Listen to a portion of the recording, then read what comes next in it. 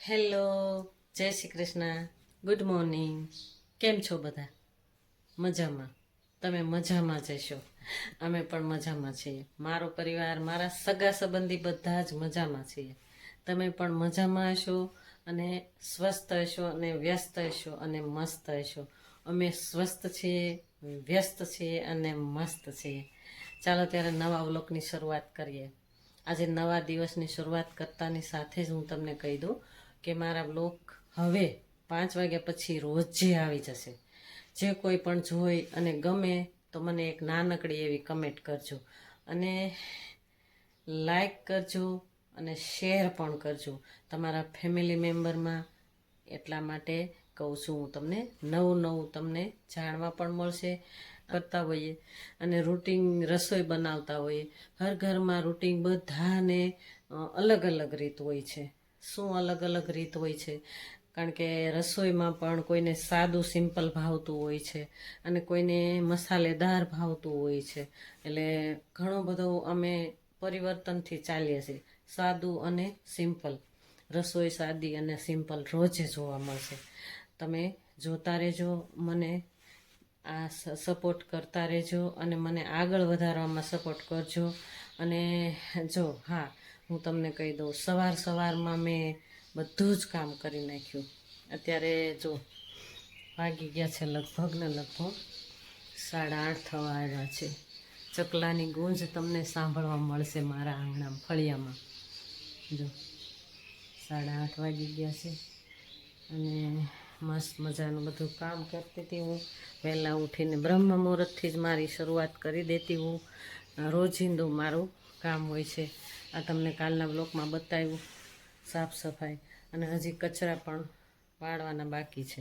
જોકે વહેલા તો થઈ જ ગયું હોય મારે, પણ છતાં પણ મારે બધું બાકી છે. જો કિચન પણ થોડું સમેટવાનું બાકી છે, એ પણ કરતા રહીશું. રસોઈ કરતાં પહેલાં જ આપણે કરી નાખવું જોઈએ, કારણ કે સ્વચ્છ હોય ત્યારે જ રસોઈ કરવી બહુ જ ગમે આપણને, બરાબર ને? ચાલો ત્યારે હું તમને આગળ વાત કરતી હતી કે આગળ હું તમને આખા બ્લોકમાં આજે તો મેં એક્સરસાઇઝ, વ્યાયામ એ બધું નીચે હોલમાં જ કરી નાખ્યું હતું. અને અગાસી ઉપર વોકિંગ કરવા હું શૂટિંગ નથી ઉતાર્યું. શૂટિંગ ના ઉતાર્યું કારણ કે રોજ એકની એક વસ્તુ એવું લાગે કે ના હું કરી શકું, એટલા માટે. અને આજે મેં ફળિયા વાળ્યા અને ફૂલ છોડને પાણી પણ આપી દીધું સરસ મજાનું. અને સવારમાં બ્રહ્મ મુહૂર્તથી જ મારા દીવાબત્તી પણ થઈ ગયા હતા અને પ્રભુ પિતાની યાદ પણ કર્યા હતા. અને સરસ મજાની પોઝિટિવ રીતે હું આગળ ચાલી રહી છું. અને હવે મારે રૂમ થોડાક અસ્તવ્યસ્ત છે, એટલે મારે સરખું કરવાનું બાકી છે. તમને હું બતાવું, મારો બધા જ રૂમ બતાવું તમને. જો અહીંયા પણ છે ને બધું અસ્તવ્યસ્ત છે ને. આ પૂજા ઘર છે, માતાજીને દીવાબત્તી કર્યા એ તમે જોયા. મસ્ત એવા માતાજી પણ બિરાજમાન છે, જોયા ને તમે? ચાલો ત્યારે બધાને હું મારું ઘર મેં તમને આખું બતાવી દીધું. અને હમણાં ફળિયામાં જઈએ. ફળિયામાં પણ ચકલાઓની ગૂંજ છે, જો હે ને. ફળિયું પણ તમને બતાવી દઉં, સાફ સુથરું છે, સરસ મજાનું. ચાલો બધાને મારા જય શ્રી કૃષ્ણ.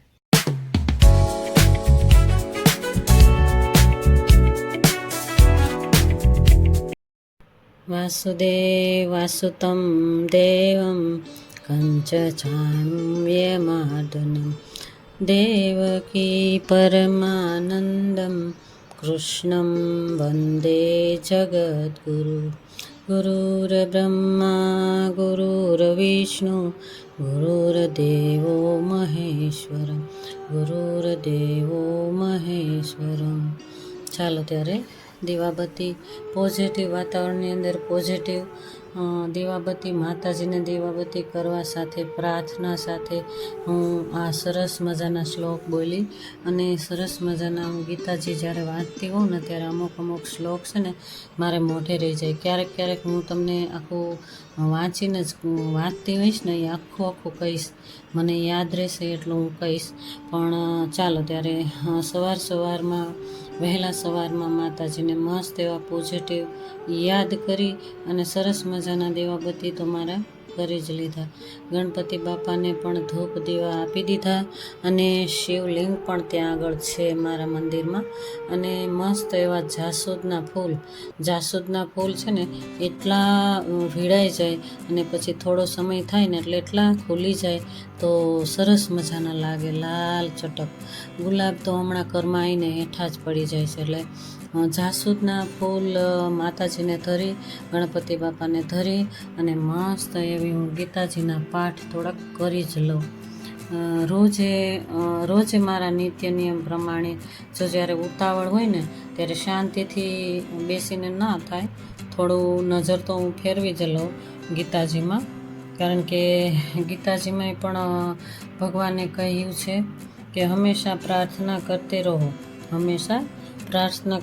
રહો. કાર્ય તો પ્રભુના હાથમાં જ છે, હે ને. સંભવ અસંભવ કાર્ય પ્રભુના હાથમાં જ છે. અને ભગવાન કે लिए तो कुछ भी नहीं है संभव और असंभव, હે ને. ભગવાન તો બધાને એક સરખા જ માને છે કે ભગવાન એવું તો ક્યારેય કોઈને એમ નથી કીધું કે આને હું ઓછું દઉં, આને હું વધારે દઉં. બધાને એક સરખું જ દીધું.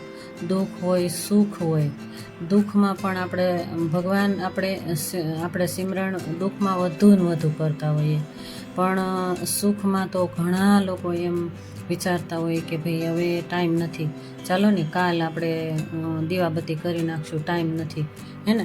સુખ હોય ને ત્યારે પ્રભુ યાદ ન આવે, માતાજી યાદ ન આવે અને કાંઈ પ્રાર્થના યાદ ન આવે, કાંઈ પ્રભુને યોગ ધ્યાન યાદ ન આવે. ક્યારેય આપણે એવું ન કરવું જોઈએ. સરસ મજાના દીવાબત્તી કરી લેવાય અને સરસ મજાના સવારમાં પોઝિટિવ આપણે વાતાવરણની અંદર એટલું માઇન્ડ ફ્રેશ કરી નાખવાનું હોય. કારણ કે આપણે પ્રભુની યાદમાં જ આપણે બધું જ કાર્ય કરાય તો આપણે પ્રભુ આપણી સાથે જ હોય ને એવો અનુભવ થાય, હે ને. પ્રભુ આપણી સાથે જ હોય એવો જ અનુભવ આપણે કરાય રોજ.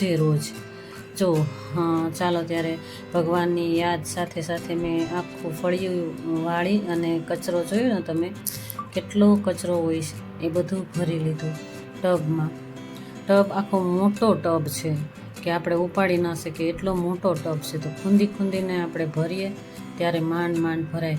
જો સરસ ચોખ્ખું થઈ ગયું ને ફળિયું તો પણ હમણાં થોડી વારમાં જ પવનની એક ઝલકી આવશે એટલે એક ટબ ભરાય એવું પાછું થઈ જશે. જો ખૂણાઓમાં પણ મારે એટલો કચરો હોય, ચીકુડી પણ છે અને આંબો પણ છે. હું રોજ તમને બતાવતી જ હોઉં છું.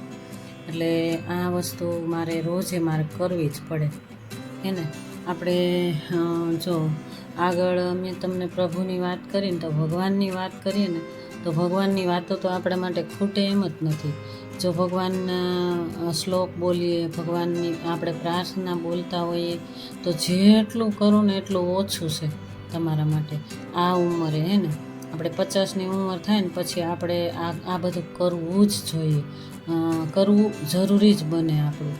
કારણ કે બીજું તો કોઈ ઈલાજ જ નથી આપણા માટે. 50ની ઉંમર પછી તો આપણે પૂજા યાચના બધી કરવી જ જોઈએ.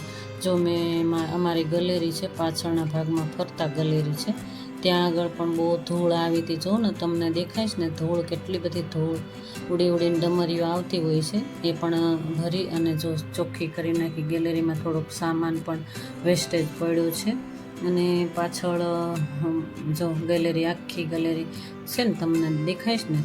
અને આમ અમારે થોડો પ્લોટ પણ બાજુમાં પડ્યો જ છે તો થોડું સારું રહે એવું કે નાખીએ કચરો તો સારું રહે. જો ચકલા પણ એવા કિલકિલાટ બોલતા હોય છે, હું તમને બતાવતી હોઉં ઘણીવાર. અને આ છે ને અમે માળા પણ બનાવી દીધા હતા. 4 માળા હતા, એમાંથી એક માળો તો તોડીને નીચે નાખી દીધો ચકલાવે, છે ને. જો એના ઘરની અંદર બચ્ચાઓને ખવડાવી સામે કુંડું રાખ્યું છે, ત્યાં આગળ અમે કાંગનું ડબ્બો ભરીને રાખ્યો, તમને હું રોજે બતાવતી હું. ત્યાંથી લઈ અને એના બચ્ચાઓને ખવડાવે. જો એ પણ બુદ્ધિશાળી હોય છે કે આપણા બચ્ચાઓને આ રીતે ખવડાવવાનું હોય.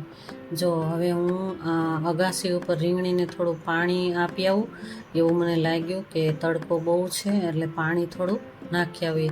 ઘડી પાણી બપોરમાં 2 વાર, આખા દિવસમાં 2 વાર પાણી જોઈએ જ ફૂલ છોડને, નહીંતર તો ફૂલ છોડ એકદમ નીચે પડી જાય ઢળીને. એટલું તડકો લાગે. અમે તો આંબા નીચે લઈ લીધી હતી રીંગણીના જે કુંડા હતા એ આંબા નીચે લઈ લીધા, એટલે છાંયું રહે ને તડકોય રહે. અને ફળિયામાં પણ ફળિયું વાળીને ચોખ્ખું થઈ ગયું ને મસ્ત એવું. તો હવે ફૂલ છોડને પાણી આપી દે. જો આ 2 ઝાડ છે ને એ બહુ બધાને ગમે છે. આવા અમને લઈ આવી દો, બધા એમ જ કહેતા હોય છે. પણ મારા હસબન્ડને બહુ બધું આવડે આ બધી કેર કરવાની. અને આનું નામની પણ મને યાદ નથી અત્યારે. જ્યારે મને યાદ આવશે ને ત્યારે હું તમને કહીશ કે આનું નામ શું છે. અને આ 2 છે ને મસ્ત એવા લીલા છમ હોય છે. આ સરસ મજાના લીલા પાનવાળા અને પીળા પાનવાળા, અને સરસ મજાના ફૂલ છોડને પાણી આપણે આપી દઈએ.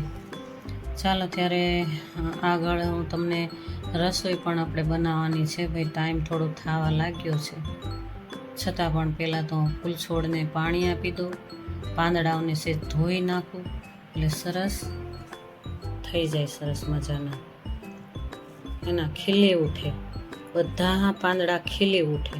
જો અને પાણી નાખીએ ને ટાઈમે એટલે બધા પાંદડા ખીલી ઉઠે સરસ મજાના. ચાલો ત્યારે બહુ તડકો છે.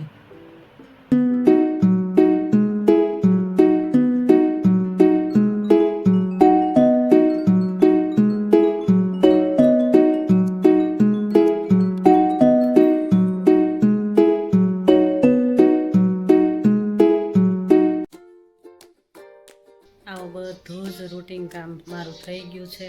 સરસ મજાનું રૂટિન કામ બધું કરી નાખ્યું, કચરા પોતા.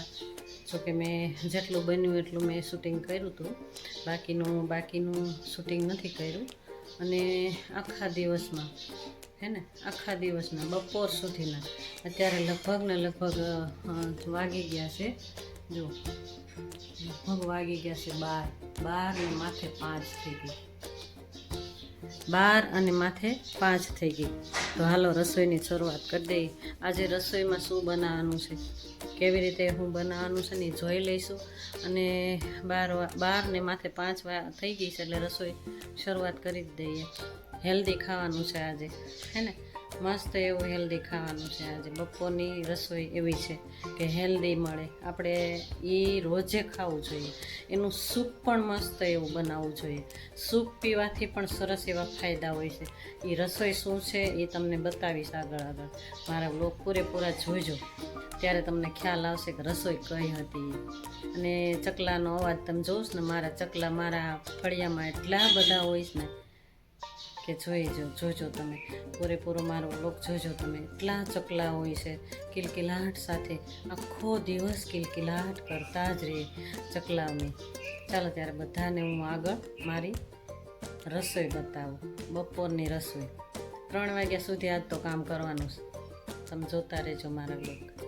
3 વાગ્યા સુધી જ મારે આ બધું જ કામ મારે લીપટાવવાનું છે. પછી મારે કબાટ તો હું કાલ કરીશ. કબાટ મારે સાફ સફાઈ કરવાના, કપડાં બધા ગોઠવવાના, સરખા વાળવાના. એ એક બબે કબાટ કરીશ ત્યારે માંડ મારે પચશે. એટલે આજે મારે કબાટ નથી કરવાનું. હવે હું થાકી ગઈ એટલે બપોર પછી થોડુંક રૂટિન છે જ. તમે આગળ મારો પૂરો વ્લોગ જોજો. ચાલો ત્યારે રસોઈ બનાવી નાખીએ.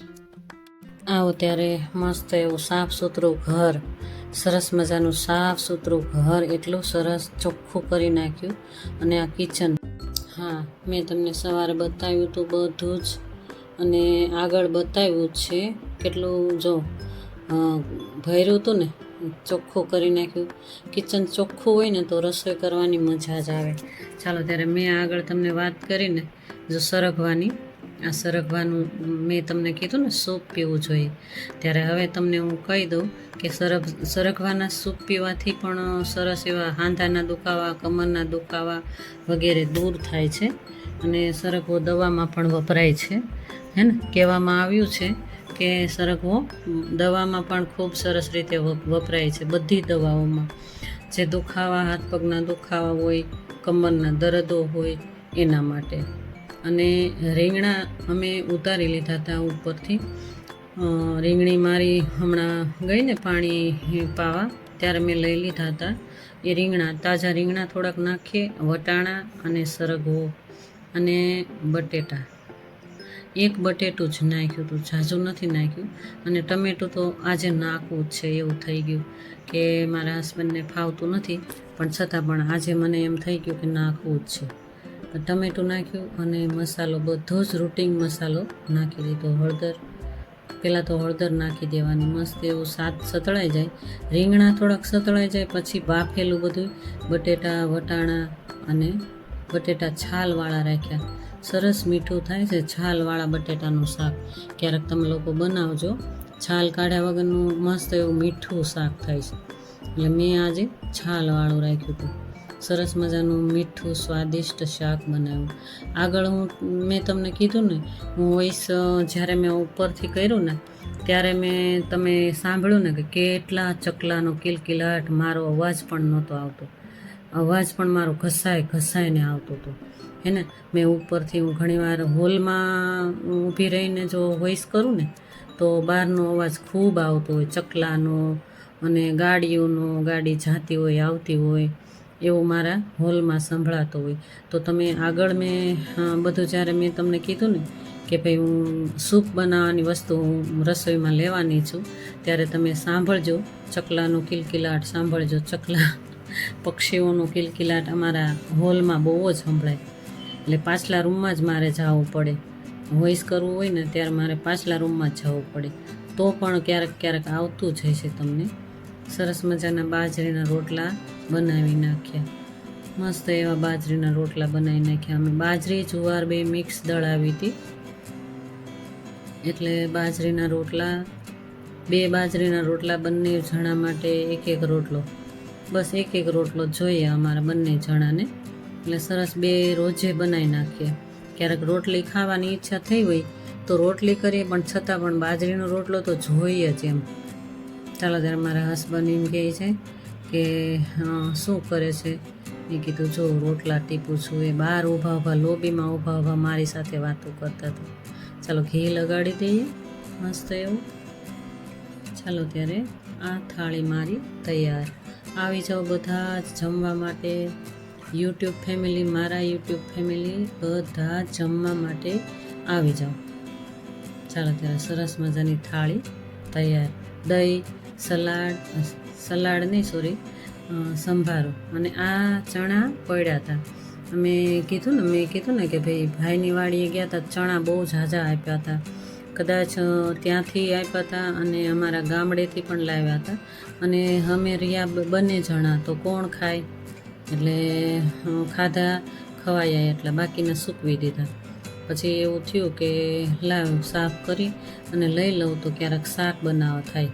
પલાળી દઈએ ને એટલે શાક મસ્ત એવું મીઠું બને. આ લીલા ચણા સૂકવી દીધા હતા 2 દિવસ તડકે, અને પછી ઈંટ મારી અને ચોળી નાખ્યું, પથ્થર મારીને, અને હાથે ઘસી અને ચણા બહાર કાઢી નાખ્યા. મસ્ત એવા ચણા કાઢી નાખ્યા, ઝાપટી અને સરસ ચણા કાઢી નાખ્યા. આ લીલા ચણા પોંક કહેવાય. ચાલો ત્યારે આવજો બધા. આવો ત્યારે આજની દિનચર્યા મારી આવી રહી. આ વ્લોગ તમને ગમ્યો હોય તો લાઈક, શેર, સબસ્ક્રાઈબ કરજો. અને જો આખા દિવસની દિનચર્યા તમને મેં બતાવી દીધી. મારી આ લાઈફ છે, રૂટીન લાઈફ, અને મેં 3 વાગ્યા સુધી તમને મેં બતાવી દીધું. ચાલો ત્યારે આ મારો વ્લોગ તમે કોઈ પણ જોતા હશો, મારો વ્લોગ જોવા માટે તમારો કિંમતી ટાઈમ કાઢી અને તમે વ્યસ્ત જીવનમાંથી ટાઈમ કાઢીને મને જોશો, મને ગમે છે. તો તમારો બધાનો ખૂબ ખૂબ ધન્યવાદ અને ખૂબ ખૂબ આભાર માનું છું હું તમને. અને મારા બ્લોગ બધા જ જોજો. આજની દિનચર્યા મારી આવી રહી, અને આગલા બ્લોગમાં, કાલની દિનચર્યાના બ્લોગમાં તમને હું પાછી મળીશ. ત્યાં સુધી જય શ્રી કૃષ્ણ. બધાને મારા જય શ્રી કૃષ્ણ. приходит сказка, снег